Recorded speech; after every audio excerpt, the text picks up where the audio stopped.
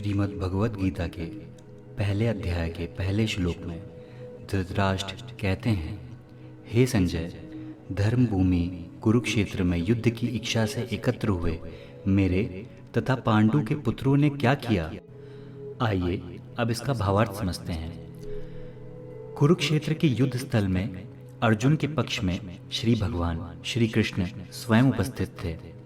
कौरवों का पिता धृतराष्ट्र अपने पुत्रों की विजय की संभावना के विषय में अत्यधिक संदिग्ध था।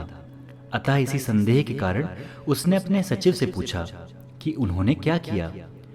वह आश्वस्त था कि उसके पुत्र तथा उसके छोटे भाई पांडु के पुत्र कुरुक्षेत्र की युद्ध भूमि में निर्णयात्मक संग्राम के लिए एकत्र हुए हैं।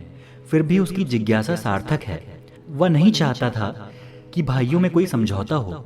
अतः वह युद्ध भूमि में अपने पुत्रों की नियति अर्थात उनके भाग्य के विषय में आश्वस्त होना चाह रहा था, क्योंकि इस युद्ध को कुरुक्षेत्र में लड़ा जाना था, जिसका उल्लेख वेदों में स्वर्ग के निवासियों के लिए भी तीर्थ स्थल के रूप में हुआ था।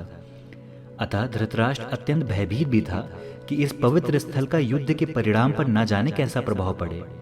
उसे भली बातें ज्ञात था कि इसका प्रभाव अर्जुन तथा पांडु के अन्य पुत्रों पर अत्यंत अनुकूल पड़ेगा, क्योंकि स्वभाव से वे सभी पुण्यात्मा थे। संजय श्री व्यास का शिष्य था। अतः श्री व्यास की कृपा से संजय धृतराष्ट्र के कक्ष में बैठे बैठे कुरुक्षेत्र के युद्ध स्थल का दर्शन कर सकता था। इसीलिए धृतराष्ट्र ने उससे युद्ध स्थल की स्थिति के विषय में पूछा। पांडव तथा धृतराष्ट्र के पुत्र दोनों ही एक वंश से संबंधित हैं, किंतु यहाँ पर धृतराष्ट्र के वाक्य से उसके मनोभाव प्रकट होते हैं। उसने जानबूझकर अपने पुत्रों को कुरु कहा और पांडु के पुत्रों को वंश के उत्तराधिकार से विलग कर दिया। इस तरह पांडु के पुत्रों अर्थात भतीजों के साथ धृतराष्ट्र की विशिष्ट मन स्थिति को समझी जा सकती है।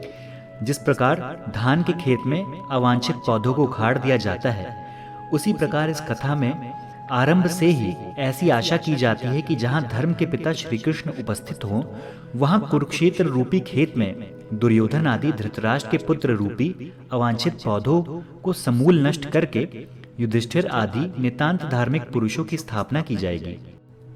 इस श्लोक के भावार्थ के रूप में बस इतना ही। आगे अन्य श्लोकों को जानने के लिए, श्रीमद् भगवत गीता को समझने के लिए हमारे साथ हमारे चैनल पर बने रहिए।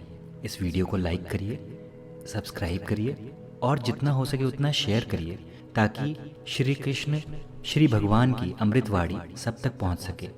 धन्यवाद।